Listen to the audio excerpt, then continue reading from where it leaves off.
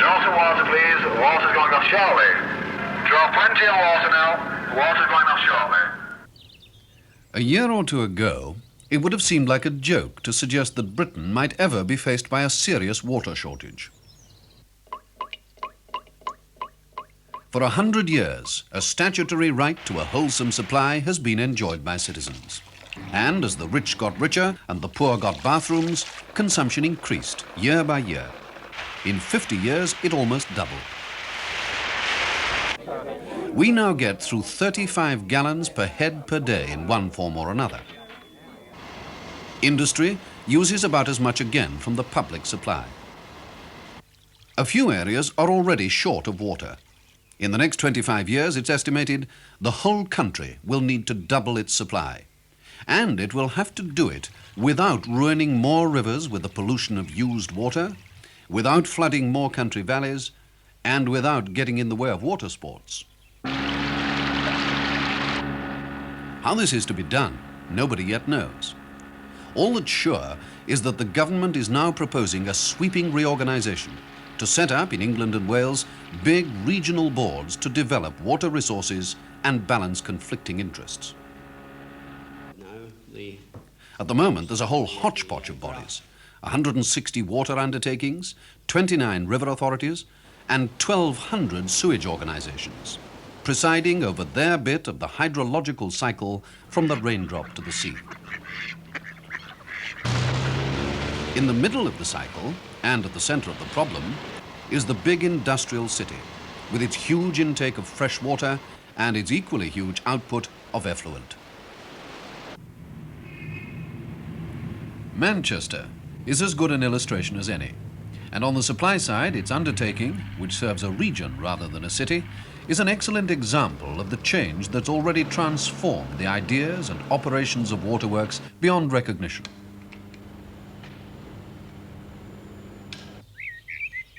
This is Thirlmere, and you can still see here how things used to be done. The fells belong to Manchester Corporation. The shepherds are its employees, the sheep its property. Descendants of flocks which the city took over when 90 years ago it bought this piece of the Lake District and flooded farms in the valley. It built a dam and an aqueduct and thus acquired an eventual sure addition of 36 million gallons a day to be enjoyed to the end of time. A temporary fountain squirted out Thirlmere water near the town hall so the dignitaries could be sure it had really arrived. The year was 1894. By then, most English cities had exhausted their local water resources. In general, those of the south raided the rivers. Those of the Midlands and North, the distant hills. Thirlmere was and still is an ideal spot. Rainfall reaches 90 inches a year, about 3 times the national average. And because of the local geology, the water is clear and colourless and soft, an excellent tipple just as it comes out of the lake. But the city fathers decided they'd prefer it without flies. So this outpost of a city's empire was built on the shore. It's a straining well, where down at the bottom, water passes through mesh screens, which catch bits of leaves and twigs and insects. For as long as anybody can remember, the screens have been hauled up and cleaned every Monday, Wednesday and Friday morning.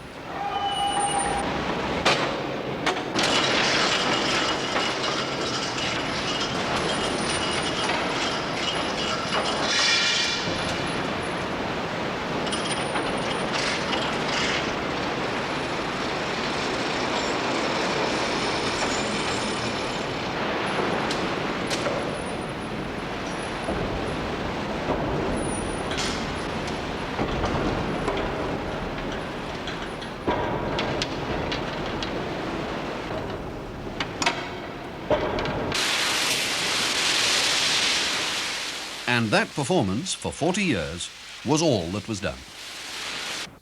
Clean water from the lake, clean water at the tap. And to this day, all that's done by way of disinfection is to add a dose of chlorine at several points down the aqueduct. Jim Bewley, the chlorinating plant attendant, has another official duty. He's a linesman, walking the line of the aqueduct every Monday and Friday looking for leaks.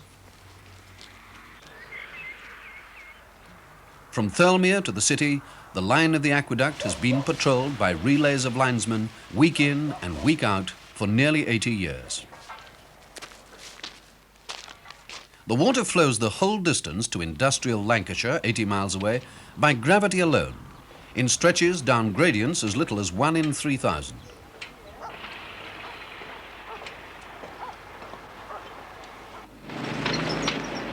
In all the years since the aqueduct was built, only one criticism has been made of Thirlmere's excellent water. It is, if anything, slightly acid. And when this first came to the ears of the men at the straining well, they responded vigorously, according to legend, by nipping down and throwing in a bucketful of lime every Saturday morning. The job was subsequently put on a more calculated basis.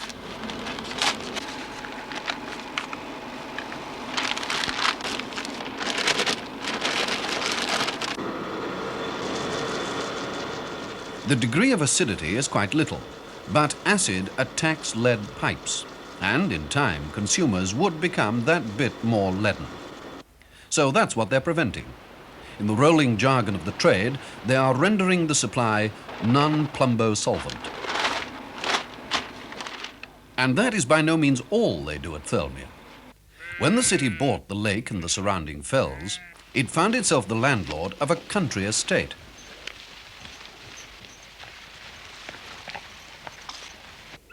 One of those tight communities of water workers grew up very much like the old railway communities. The main qualification for a job was reliability and the fortitude to live in persistent rain. You can get 3 days of rain at a time, continual overcast for up to 6 weeks perhaps, something like that. This is very depressing. It nearly drove me bonkers when I first came up. In fact, it took me about 10 years to get used to it. It affects people's lives, their attitudes to one another, and their work. You go to work, everything's hanging in moisture. Perhaps your boots are still wet from the previous day. Same old weather when they come in, fed up. It can be very difficult to handle people under these conditions. They don't realise they're upset, but they certainly are.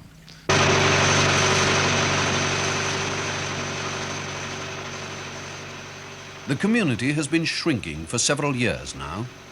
The woodland, first planted in 1910, has reached maturity, so it needs less care. And the number of foresters has dwindled in 15 years from 3 dozen to 8. The tree nursery has been closed, and even the horse will be kept on only until the horseman retires. In fact, the whole enterprise at Thirlmere is based on an outdated concept. In principle, there should be 2 lines of defense in water supply against harmful bacteria. The screens and the lime are in this sense irrelevant, so the only active safeguard here is chlorination. There is another. It is simply that the water stands there a long time, and at lake temperature, organisms that cause diseases die off. In practice, it's only a matter of keeping people out of the water. And when Manchester bought Thirlmere, lock, stock and barrel, nearly a century ago, it can never have occurred to the worthies who saw the water arrive that anybody might want to go and take a header into their new reservoir. The living are still banned from the lake, and the local churchyard has long been closed for the burial of the dead. The city acted as though it owned the countryside it had bought, at one stage raising the level of the lake embankment, and then obtaining parliamentary permission to do so as an afterthought 6 years later. Yes, that's very true, but of course they had experienced difficulties with their water supplies in following the Industrial Revolution, and a lot of the northern towns have been forced away from the rivers, which were then pretty filthy, to more distant sources. Liverpool went into Wales, Manchester of course went into the Lake District. And the only way in which they could then protect this water supply, having procured a catchment area, was to purchase the whole catchment area and protect it and then look after the excellent water which they'd acquired for the citizens. And of course, this was a tremendous improvement in health conditions as well. The health of the population improved considerably with the better waters which were made available this way. Manchester bought Haweswater, another lakeland valley, in 1919. And as work slowly proceeded through the years, raising a dam and engulfing a village, it seemed certain to provide as much additional water as would ever be needed. But by the time the first supply thundered through in 1955, it clearly wasn't going to be enough. At present, they're busy adding a fourth line to the aqueduct.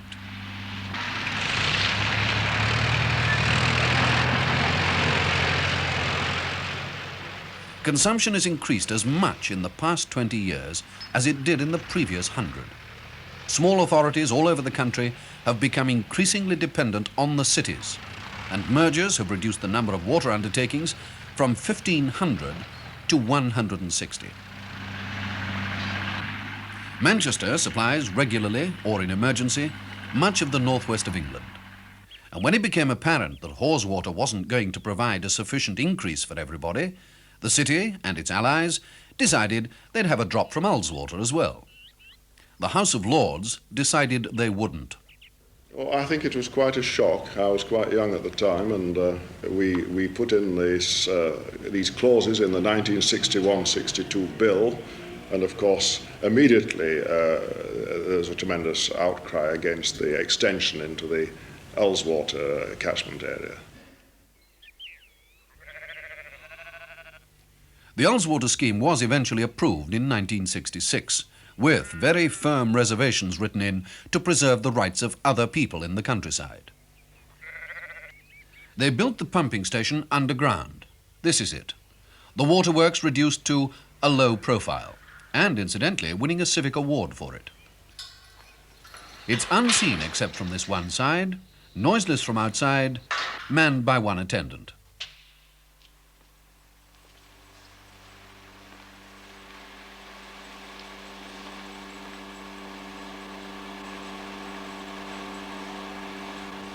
It's a monument to the end of city dominance of the countryside, and also of the simple idea of getting clean water at the tap by starting with clean water in the reservoir. Because both Ullswater and Windermere, where there's a similar scheme, are polluted by effluent and by whatever viruses and bacteria get in through the use of the lakes for recreation. A straining well and a whiff of chlorine further down the pipe are no longer adequate treatment. With the acceptance of polluted supplies, the style of waterworks changes. This is Watchgate, a new computerized treatment plant built in a bowl, unseen from any lakeland hill or valley, said to be architecturally admirable.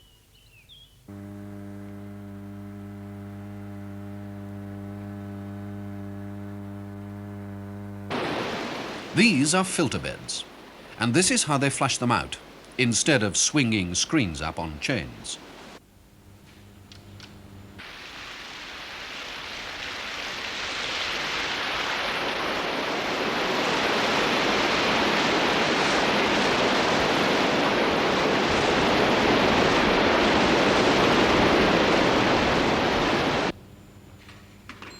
And from the control room, they can start the pumps over at Windermere and Ullswater.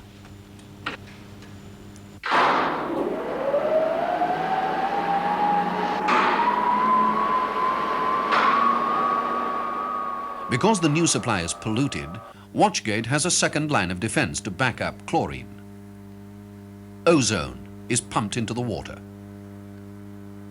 It's not only a disinfectant, but it serves to take out color. The plant can handle the whole of the Lake District supply, except that from Thirlmere, which passes at too low an elevation.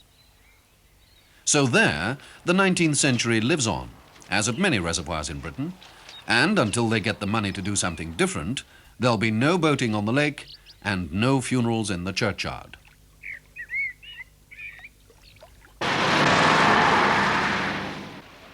A city lives on water. Citizens have a right to a good supply. Indeed, people do have a right under the 1936 Public Health Act, I think, to a wholesome supply of water. Before 1936, it was a pure and wholesome supply of water, and then some joker noticed that there was no such thing, in fact, as a pure water, and it was rewritten as a wholesome water. And of course the lawyers are still arguing what a wholesome water means indeed. But in this country it's generally accepted that the water supply should be clear and colourless and free from visible suspended matter. It shouldn't have things visibly swimming or floating in it, you see. And in addition, the medical officer of health will expect it to be free of pathogenic organisms. And of course, the consumer has a right to expect that it won't actually dissolve his lead piping and give him lead poisoning. So everybody is entitled to a good drop of water, though it's only drunk neat in any quantity by children and dogs, so watermen say.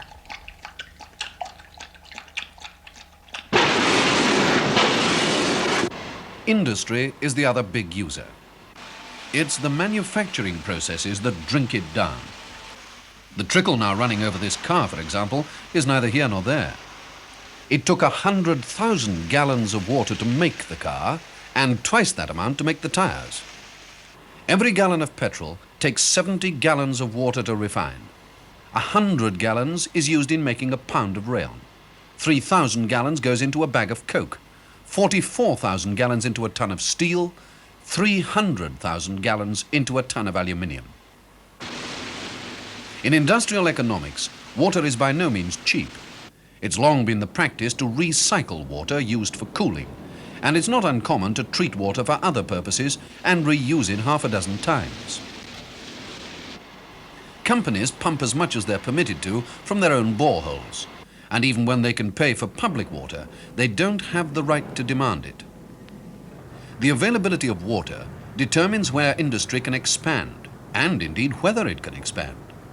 A good example is what happened with the Heinz Company at Wigan. Yes, in 1957 we needed additional manufacturing capacity. We were unable at that time to develop our existing northern factory site. We looked throughout the north of England for a suitable site, and clearly we required an availability of a large quantity of good quality water. The local authority here were extremely good in that they managed to secure for us that supply of Thirlmere water at the rate of about 2 million gallons per day, and it was this, more than anything, that caused us to build our factory here. The factory created 2,000 new jobs, as it happened at a time when they were badly needed because of the rundown of the coal industry in the area. This is an especially clear-cut example of the prime importance of water, but it's repeated throughout industry. The graph of the increase in water supply corresponds almost exactly to the graph of industrial growth. The waterworks are the basic industry.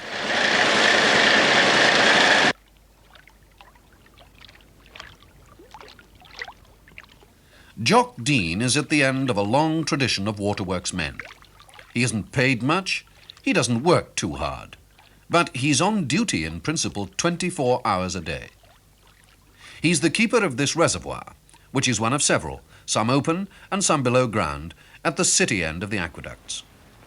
It serves to keep a balancing supply to meet periods of high demand, and it also reduces the pressure of the aqueduct flow so that citizens aren't bowled over by a blast from the tap. The terminal building, though seldom visited, is kept polished like a ship in the waterworks tradition, a valve-regulating house which is also a monument and a museum.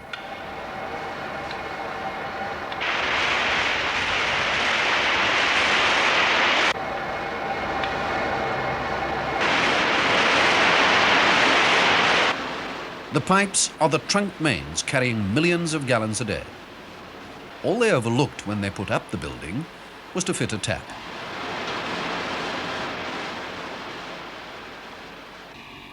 The reservoir keeper takes to the boat when, as sometimes happens, the chemist rings him up with the sad news that there's something wrong with his water.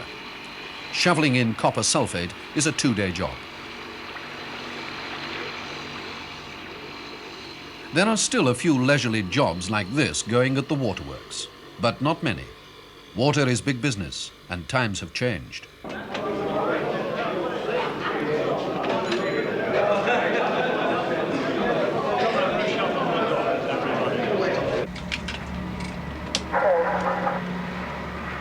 Base clipper 1, over.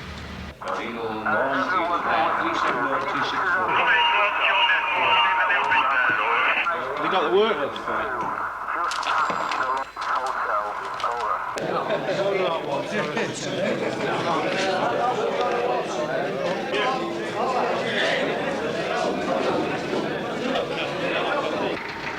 Basically, there are only two jobs in water distribution: to see that the water stays clean and that it comes out of the tap.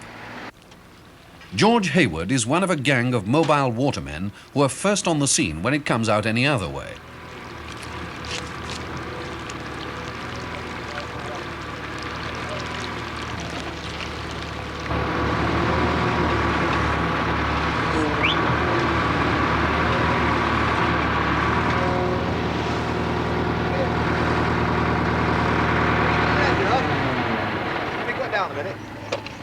This leakage here. Yeah, but I'm talking about this one over here. Have you got one here as well? Has it been reported to the waterworks? No, Jim has reported that one over there. Just that one, not this one. Okay, we'll see to them both then. Yes, I've got that message, Joe. Now, we'll get a gang there as soon as we possibly can. I've told your son, love. Is it your son or whoever it is? I told the chap inside, all the lead's been pinched from here, from these houses. Oh. So I'm making a note now so that we can transfer it to the town hall for you. The reason you've got no water, you've no pipes, you see, love. You've taken the lot. Clipper one. George, we have a job here, it's rather urgent. Could you attend? It's the Salford Highway. No, we deal with in Springfield Lane. Now, there's water getting into a cut in back there. Can you attend? Give me number 3. Number 3 here, Springfield. This is not number 3, is it?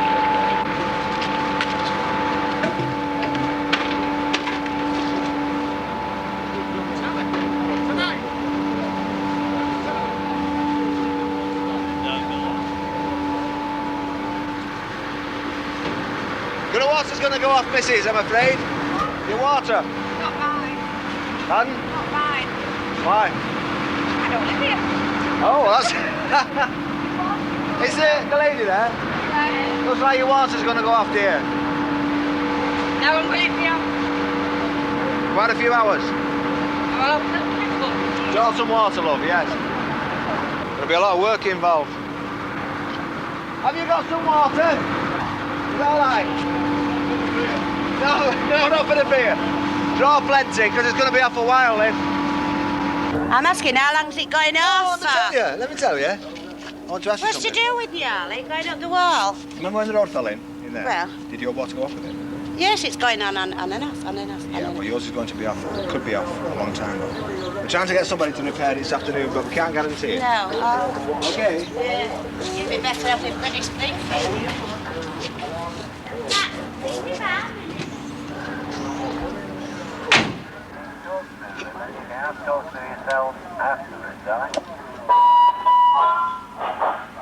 Waterworks calling. Draw some water now. The water will be going off shortly. Draw plenty of water now. The water main is broken in Springfield Lane. Draw plenty of water, please. How has it been off since 1 o'clock? We can't draw any. No, you know why? It's not that we've shut anything off. The main is broke again.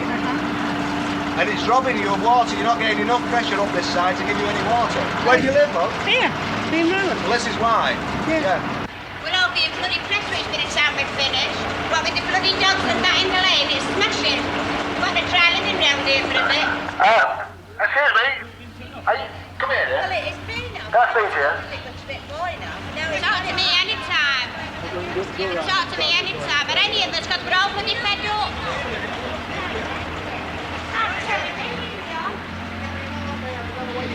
I'm asking you, when you put the water off, will it help us to get rid of this noise at night? Because it's impossible to sleep. Yeah, but the noise has nothing to do with the waterworks, dear. Well, what the bloody hell's the noise for? It's them excavations round here, isn't it? In Springfield Lane. I don't know, you've got us all bloody puzzled. They say it's not to run the water off. You say it's nothing to do with the water. No, I know what you're talking about. To run the water off, it'll be the sewers.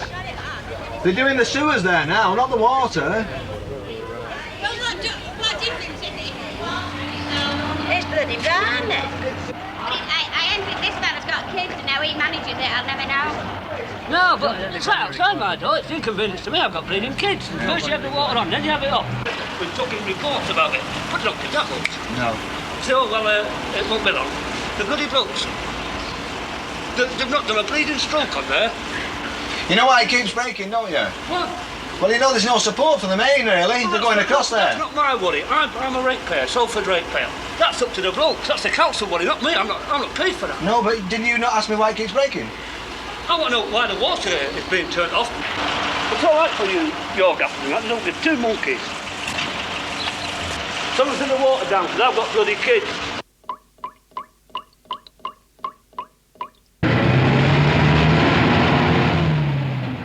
The repair gangs, directed by radio to the scenes of the day's misfortunes, are generations away now from the figure of the old corporation workman trundling his barrow and leaning on his shovel.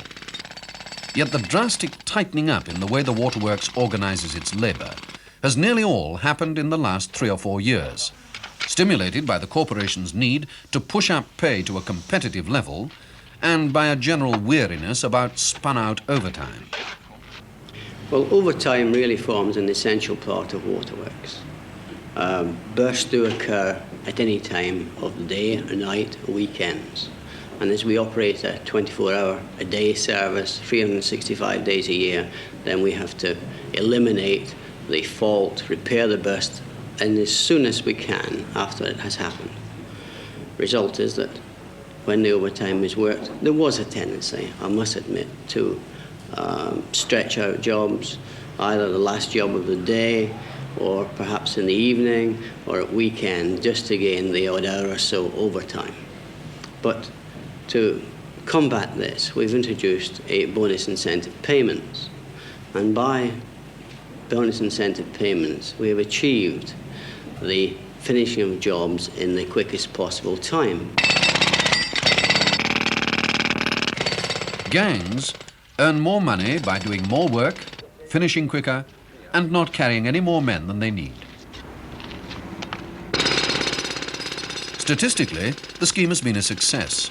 The amount of time spent on productive work has doubled from about 35% of working time to about 70%. Pay has gone up by 25%, and the manual labour force has been run down by nearly half. The repair gangs work in threes: a pipe layer who's in charge, a labourer, and a driver who now also works as a trenchman instead of sitting in the cab. Their bonus is clocked up by their performance as a gang. They get 5 minutes tea break, morning and afternoon, and 45 minutes for dinner. The old corporation workmen were kept at it by a roasting from the foreman. The new ones by the impersonal pressure of the bonus scheme. Well, the bonus scheme is, it's near enough like shared between the three of us. We all get the same. If you drive a labourer or if you pipe layer. So it all boils down to one thing, that if you've got 3 good men, you're all right. But if you've not got 3 good men... Yeah. If you've got a good gang to be working with, you're right. Yeah, like it's up Ali to the said. tools themselves. If they want to... you know, you've got to work together. You don't want to carry anybody out, you know, you want to work together. You know, it's lots of paperwork, you know, filling in and all that, paperwork. But you've got to do, haven't you? You've got to do more work, haven't you? Earn your bonus. Yet there's still a family tradition in the waterworks. In this main laying gang of 8 working under Jim Scrivener are 2 of his brothers and a brother-in-law. Well, just after coming out of the army, my father was working on the waterwork, and he got me the job. And then Judd come out of the army, and he was out of work, and then he followed us. He started on the waterwork, and then after that, a few years after that, when Dennis left school, then he started on the waterwork, and then they had Roy. He was with us for about 3 years, and then he left and went back steel fixing. At one time, I think there was about 5 of us and all together. Jim Scrivener, relatives and friends, are the top main laying gang. Their take-home pay can reach more than £40 a week. They're putting down new mains in an area cleared for redevelopment, the only places within the big conurbations where it's possible to make a fresh start. A job this size in a central district would just about paralyze a city. So most water mains are old, some 100 years or more, made of cast iron, not very resilient, due to go west at any time.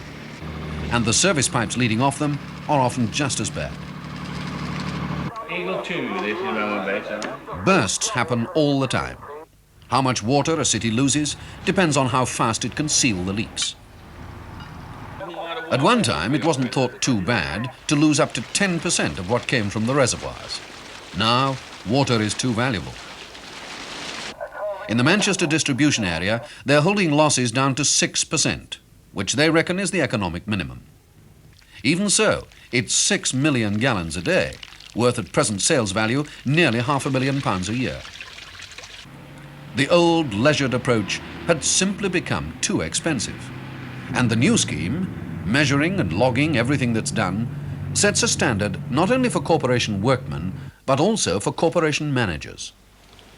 The efficiency index is good, 106. Overtime seems to be a little high, 780 hours. Now, what gangs have accounted for this? I was expecting you'd probably ask me yesterday. It's up to 71 and a half, but I did take the advantage of having a rundown and seeing what work they'd done over the past week and find that both jobbing gangs seem to be picking up leakages around about 3:30, 4 o'clock. Right, main laying out, please. Normal hours, 2,816. Overtime, 114. Who's used up the 114 hours? We did 23 hours overtime with one gang on the Saturday morning. This was a motorway job.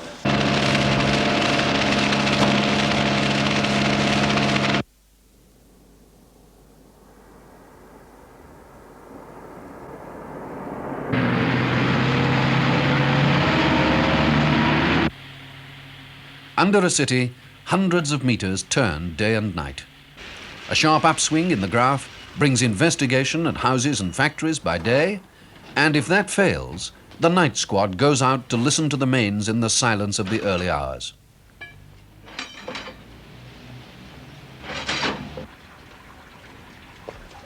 Bursts that break through the surface can be tackled. It's the underground ones that lose the huge volumes of water and cost the money.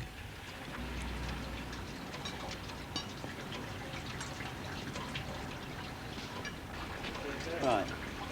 You getting out, Vernon? Oh, yeah, it's right here. I'm quiet, Jim. Here you going, Les, there? There's a slight noise here. Coming now. Yeah, it must be here. Must be then. here. Is it? Not here, then.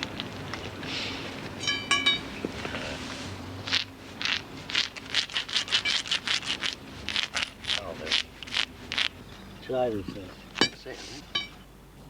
No, I think it's dead again. No, I don't think so. This is what they're listening for. The sound of running water.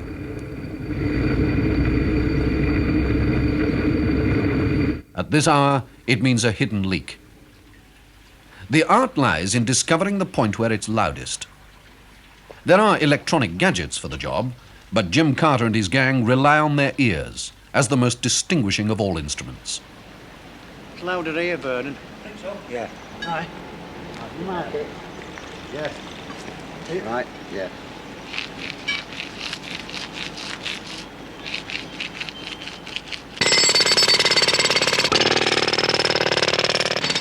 The great body of water workers are employed to stop loss, to preserve the quantity flowing in from the reservoirs. A smaller number watch the quality.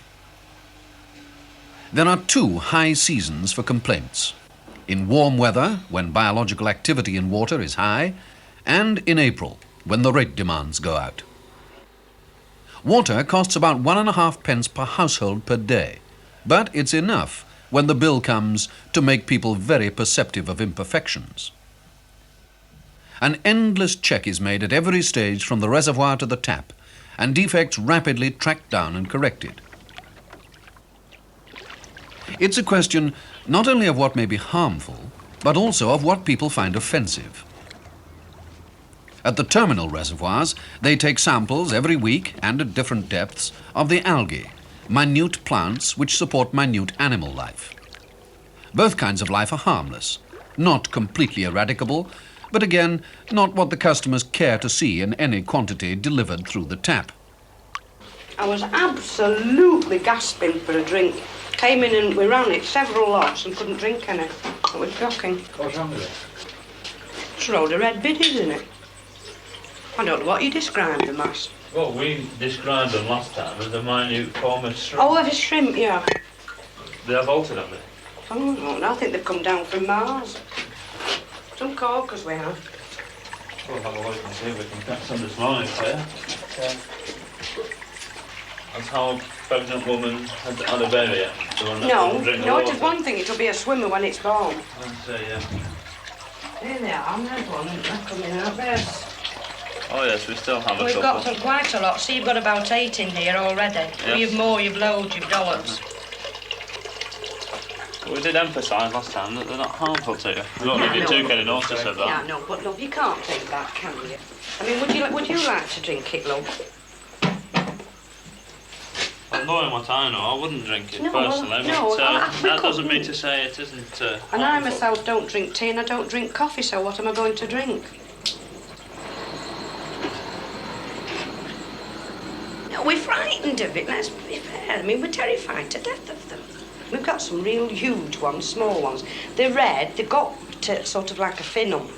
They're not going to attack you, are they? Well, I don't want them to attack me, but we just don't want any, do we? Can we not have a filter on the tap to stop them? Well, you could have a filter on the tap, but... I wouldn't mind one every other, Preston Gill, but we're coming in the thousands, aren't they?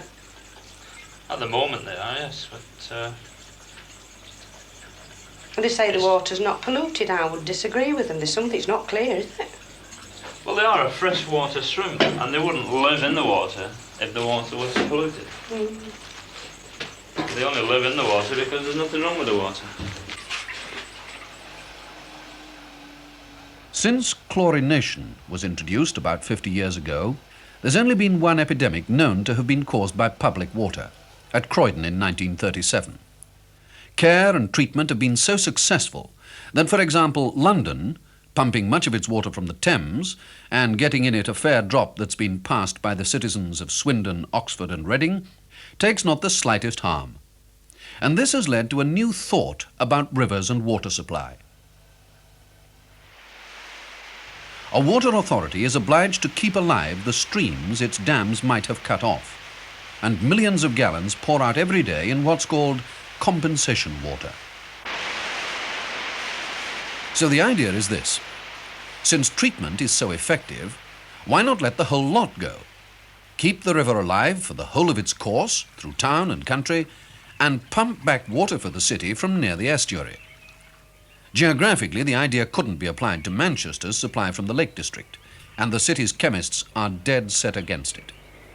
To my mind, this idea of using reservoirs to regulate the flow of a river is a heresy. Clean water for people is more important than clean water for fish, although undoubtedly it's very nice to have a clean river. But nowadays there are so many organic chemicals, thousands of them used by industry and agriculture. Many of them we know to be toxic, and many of them we specifically determine, like the organochlorine pesticides. But there's a whole range of these things, ranging down to synthetic hormones even, which are used in vast quantities now by industry and agriculture, and which ultimately will find their way into a water supply. Now, we don't know what the long-term effect of these materials is. Water is something one drinks every day of one's life, and we've no idea what the long-term effect over many decades of these materials may be. Very few authorities can say how much of these materials are removed by their treatment. Very few indeed could give an even approximate analysis of the organic components in their water. Therefore, I would seriously suggest that before deliberately polluting a water supply by using a river as a transmission link, and I know many professional colleagues will disagree with me on this, before we do this, we should think 3 times and then think again.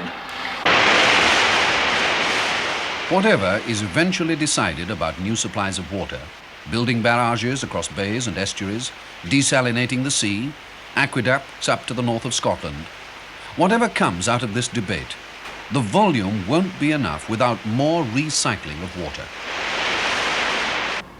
At present, a city like Manchester, with heavy industry and chemicals, kills its water beyond redemption. Big companies watch their effluent all the time. The worse state it's delivered into the sewers, the more it costs them. And if it gets too bad, they can be compelled to improve their treatment processes. The problem is the effluent from older and usually smaller factories, which, though it's now illegal, still gets tipped untreated into river courses. In most cases, industrialists don't care what happens to their effluent. In many cases, they don't know where it goes to, because the buildings were built some 200 years or so ago, and they don't know where the drains go to. In those days, we didn't have the statutory powers to do anything about it, whereas now we do have the statutory powers, but of course we've no sewers. It is, of course, an exaggeration to say that there are no sewers. A city has many hundreds of miles of them, but most are very old.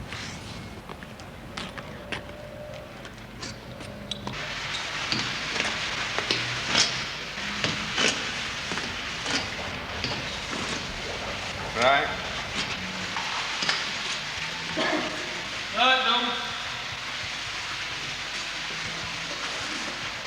This, a really big one for its time, was built about 1830. It used to deliver its load directly to a river until the flow was diverted to a sewage works, probably about 1875.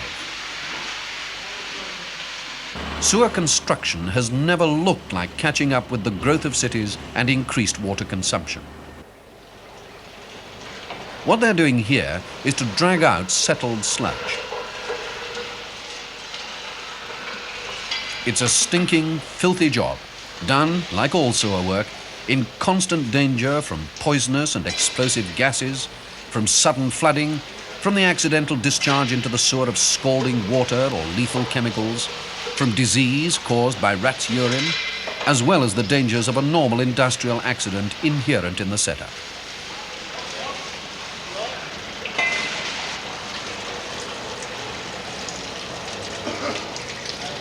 Men have to do this particular job because the very slight gradient of the sewer, built probably more than 60 years ago, gives too slow a flow to carry away the solids.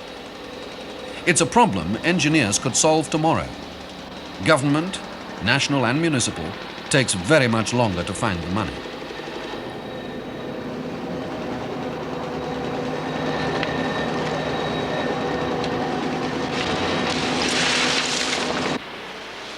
So in a big city, new development rears up above a system of sewers donkey's years out of date. This step is a stormwater overflow, and during persistent rain, the swollen stream, rainwater, sewage and everything, goes over the top and out to the river. In many old sewers, the stormwater overflows are so decrepit that raw sewage is discharged to the rivers at the first hint of rain.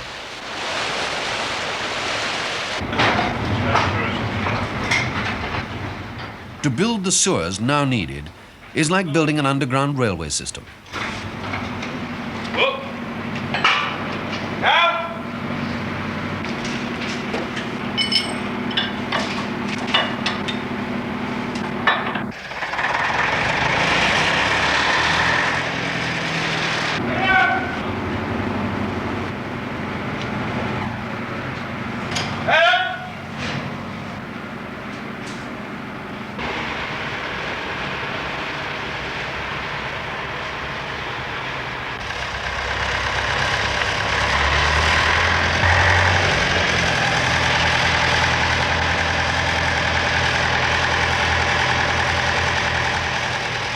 The doubling of water supply in the next 25 years will demand an unprecedented program of sewer construction.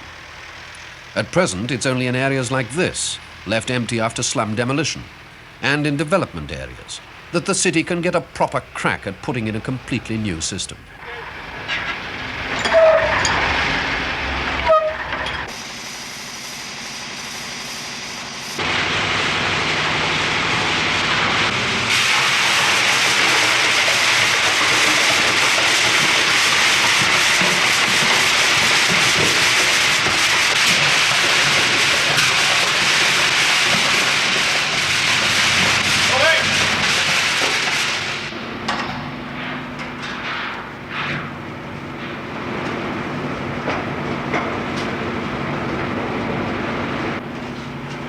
These men, tunnellers, employed not by the corporation but by contractors, are the top earners in the chain of workers employed along the water cycle. They're mostly Irish, from both sides of the border. They work a 60-hour week and are paid well on the top side of £100 for it. The life is as rough as it looks, and it can end abruptly.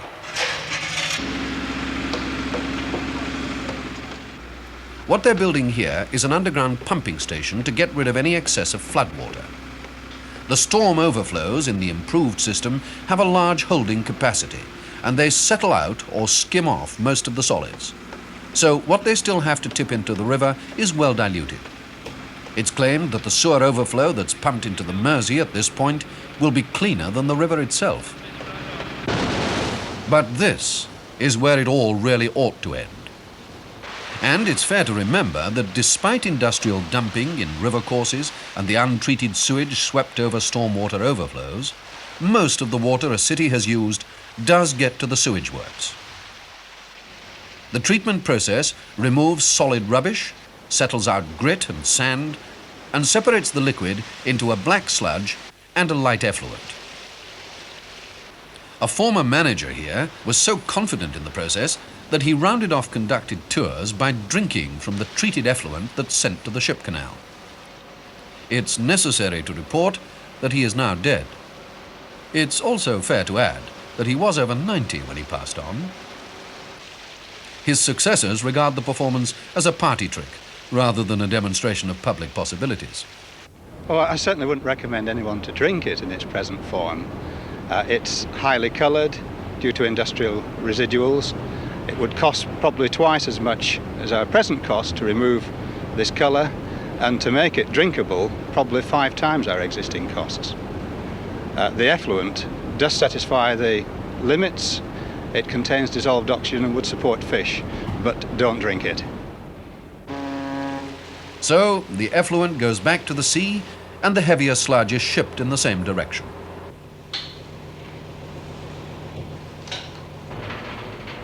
A fleet plies day and night down the ship canal, carrying loads of sludge to the Irish Sea. The sludge is not toxic, it has little smell, and the Department of the Environment not long ago pronounced that it hurt nobody at all to dump it away offshore. And that's it, the end of a city's part on the cycle. Sludge and effluent slide back towards the sea and back to a recycling process that began several million years before anyone knew the words.